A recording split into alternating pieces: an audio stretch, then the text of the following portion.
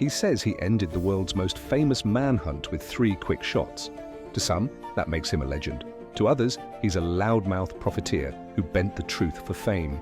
This is the complicated story of former Navy SEAL Rob ONeal, loved and hated. Rob ONeal grew up in Butte, Montana. When he was 19, he joined the US Navy and pushed through the tough SEAL training course. He stayed in the teams for 16 years and took part in more than 400 combat missions with SEAL Teams 2, 4, and the Elite Team 6. Along the way, he earned 2 Silver Stars and 4 Bronze Stars for bravery.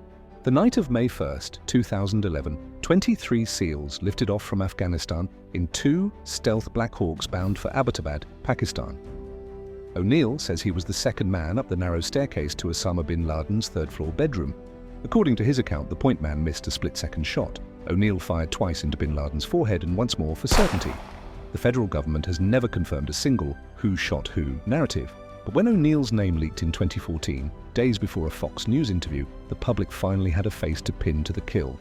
For many Americans, that claim alone secures ONeal's place in the pantheon of post-9/11 heroes. Families of the victims often say his story gives them closure after a decade-long hunt.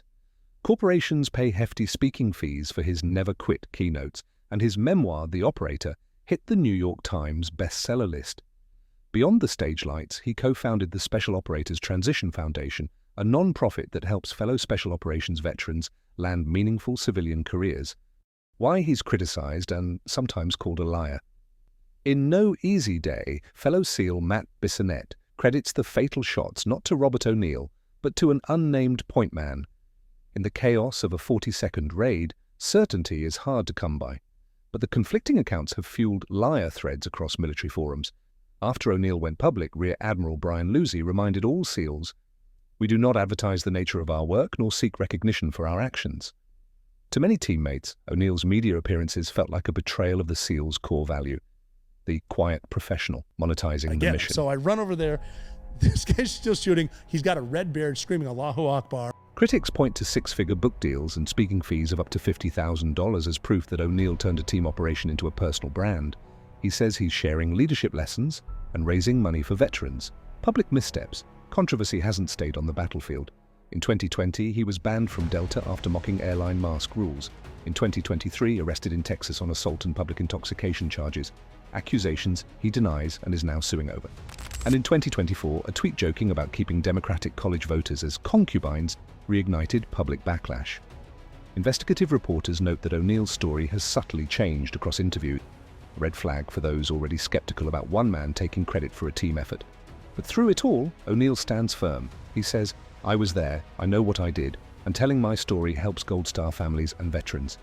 And he claims he doesn't lose sleep over the criticism. The story of Rob ONeal isn't just about who pulled the trigger, it's about something much deeper, the grey zone between duty and celebrity, between sacrifice and spotlight. We're left asking, who owns history when the truth is locked behind top-secret files? Can one man be the face of an operation that was built on elite teamwork? How reliable is memory under night vision goggles in the chaos of 40 seconds? Cognitive science tells us memory distorts quickly. Adrenaline, trauma, stress, they all alter what we remember. 2 people can walk out of the same room with 2 totally different stories. And when those stories make headlines, we have to ask, where's the line between honoring your service and profiting from it? Is a 6-figure book deal a betrayal? Or just a way to support your family? And what happens when you tell your story, and it keeps changing? Do we chalk it up to human memory? Or question your whole version? In a world of classified missions and public platforms, can you be a silent warrior and a public figure at the same time? Because maybe, just maybe, no one wins alone, not on the battlefield and not in the stories that follow. While the internet debates his legacy, Rob ONeal is already looking ahead. He continues to speak publicly, advocate for veterans, and grow his non-profit work. He's hinted at future books, leadership programs, and even venturing into media production. Love him or hate him, ONeal isn't backing down. He's building a brand, a mission, and a message that won't disappear quietly. In today's media landscape, narratives don't just unfold, they collide, spin, and get amplified. Rob ONeal's story exists in a never-ending echo chamber, where podcasts, news panels, Reddit threads, and YouTube breakdowns constantly revisit the same night in Abbottabad, slicing it from every possible angle. One moment he's hailed as a national hero, the embodiment of justice delivered. The next, he's accused of hijacking a collective victory and turning it into a personal brand. Every interview, every tweet, every inconsistency is pulled apart, not always to uncover the truth, but to fit a preferred version of events. And in that whirlwind of hot takes and headlines, the real mission, the real team, and the real consequences often fade into background noise, because the more this story is told and retold, the further we drift from certainty. It's no longer just about what happened on that third floor. It's about what we want to believe happened. In the age of social media and short attention spans, perception becomes reality. And when a warrior's legacy is shaped not by official reports, but by algorithms and opinion pieces, maybe the most important question isn't what he did, but who gets to decide what it meant. Rob ONeal is more than a man. He's a mirror. A mirror that reflects how we, as a society, handle fame, truth, and trauma. To some, he's the ultimate closer. The man who delivered justice for 9/11 and never looked back. To others, he's a cautionary tale, a symbol of what happens when personal ambition overshadows shared sacrifice. And in between, there's a complicated human. One who says, I was there. I know what I did. And maybe that's true. But in the fog of war and memory, truth is rarely black and white. It's shaded by motive, by money, and by the need to make sense of chaos. So hero, liar, or something else entirely. Maybe it's not about Rob ONeal. Maybe it's about what we want him to be, because how you see him says more about you than about him.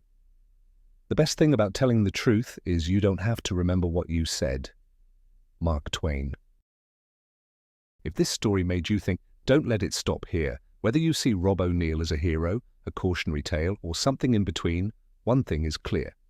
The stories we tell about war, loyalty, and legacy shape how history remembers the people behind the headlines. So now it's your turn. Drop your thoughts in the comments. Do you believe Rob ONeal's version of events? Do you think personal fame can ever coexist with military brotherhood? Or is this just another case of truth being the first casualty of war? Whatever your take, we want to hear it. Because at Armed Sphere, this is what we do. We dig deeper into the people, missions, and moments that defined the post-9/11 world and beyond.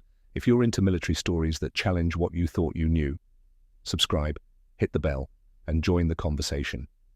New videos drop weekly. Real stories, real stakes, no fluff. This is Armed Sphere, and this is just the beginning.